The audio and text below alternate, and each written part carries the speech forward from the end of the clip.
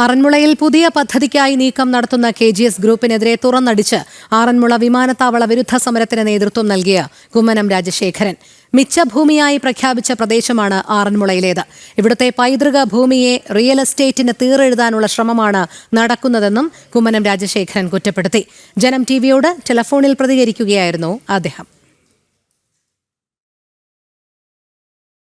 രഹസ്യമായ കരുനീക്കങ്ങളാണ് ഇപ്പോൾ നടക്കുന്നതെന്ന് കുമ്മനം രാജശേഖരൻ പറഞ്ഞു. ഭൂമി മണ്ണിട്ട് നികത്തുകയാണ് ലക്ഷ്യം. അതിനുശേഷം പ്രദേശവാസികളെ പതുക്കെ ഒഴിവാക്കും. റിയൽ എസ്റ്റേറ്റ് ബിസിനസ്സിലൂടെ കോടികളുടെ ലാഭമാണ് ഉന്നം വയ്ക്കുന്നതെന്നും അദ്ദേഹം പറഞ്ഞു. ഈ വലിയൊരു പാരിസ്ഥിതിക വിനാശമുണ്ടാക്കാൻ ഇടയുള്ള ഒരു നീക്കമാണ് ഈ IT വകുപ്പിന്റെ ഭാഗത്തു നിന്നുണ്ടായിട്ടുള്ളത്. ഇത്രയധികം ഏക്കർ 325 ഏക്കറിൽ പരം വരുന്ന ആ ഭൂമി മിച്ചഭൂമിയായിട്ട് പ്രഖ്യാപിച്ചിട്ടുള്ളതാണ്. ആ മിച്ചഭൂമിയായിട്ട് പ്രഖ്യാപിച്ചിരിക്കുന്ന ഭൂമി ആർക്കാണ് കൊടുക്കേണ്ടത്? ഭൂരഹിതർക്കാണ് കൊടുക്കേണ്ടത്. അത് മിച്ചഭൂമിയാണ് എന്ന് പറഞ്ഞുകൊണ്ട് അവിടെ കുടില് കെട്ടിയതാരാണ്? ഈ കേരളം ഭരിക്കുന്ന CPM ആണ്. ആ കുടിലൊക്കെ ഇപ്പൊ എവിടെ പോയി? അവർക്കെന്താ ഈ മിച്ചഭൂമി കൊടുക്കാത്തത് എന്താണ്? ഈ പാവങ്ങൾക്ക് ഭൂരഹിതരായിട്ടുള്ളവർക്ക് കൊടുക്കേണ്ട മിച്ചഭൂമി ഇന്നവരെ കൊടുക്കുന്നുമില്ല.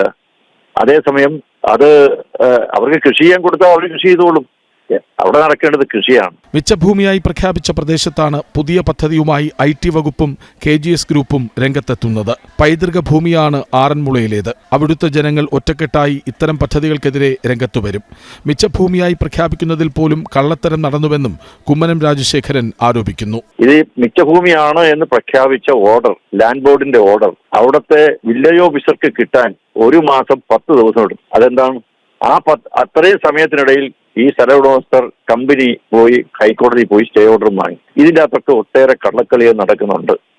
2018 വെള്ളപ്പൊക്കത്തിൽ എല്ലാവർക്കും അറിയാം, അത് മണ്ണിട്ട് നികത്തിയിരുന്ന സ്ഥലമായിരുന്നുവെങ്കിൽ പമ്പയുടെ തീരത്തുള്ള 5-6 ഗ്രാമങ്ങൾ ഒഴുകിപ്പോകുമായിരുന്നു. KGS ഗ്രൂപ്പ് റിയൽ എസ്റ്റേറ്റ് കമ്പനിയാണ്. വിമാനത്താവളം ഉൾപ്പെടെ ഒരു പദ്ധതിയും സാധ്യമാക്കാൻ അവർക്ക് സാധിക്കില്ലെന്ന് നേരത്തെ വ്യക്തമാക്കിയതാണെന്നും കുമ്മനം പറഞ്ഞു. ഈ KGS ഗ്രൂപ്പ് എന്ന് പറയുന്നവർ അവർ ഒരു റിയൽ എസ്റ്റേറ്റ് കമ്പനിയാണ്. അവരെ സംബന്ധിച്ചിടത്തോളം അവർ വിമാനത്താവളം ഉണ്ടാക്കിയിട്ടില്ല.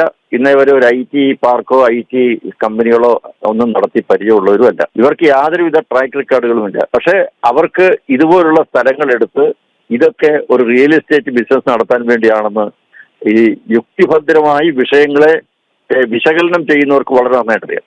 ആ വ്യവസായ മേഖലയായിട്ട് പ്രഖ്യാപിച്ചു കഴിയുമ്പോൾ ആ പ്രദേശത്തുള്ള ജനങ്ങൾക്ക് ആർക്കും അവരുടെ ഭൂമി വിൽക്കാൻ വയ്യാതെയോ കൈമാറ്റം ചെയ്യാൻ വയ്യോ ഒരു ലോൺ എടുക്കാനോ ഒന്നും കഴിയാത്തൊരവസ്ഥ വരിക. അങ്ങനെ ജനങ്ങളെ ഇട്ട് ബുദ്ധിമുട്ടിക്കുക. അങ്ങനെ ജനങ്ങൾ അവസാനം ഇവരുടെ കാല് പിടിച്ച് അടിയറവ് പറഞ്ഞ് ഈ സ്ഥലമൊക്കെ വിട്ട് ഈ സ്ഥലം അവിടെ നിന്ന് പോകും എന്നൊക്കെയാണ് ഈ വലിയ മാഫിയകളുടെയൊക്കെ വിചാരം. ഇപ്പോൾ നടക്കുന്ന സംഭവങ്ങൾ കൃഷിവകുപ്പിന്റെയും റവന്യൂ വകുപ്പിന്റെയും ഒക്കെ അറിവോടെയാണെന്നും കുമ്മനം ആരോപിച്ചു.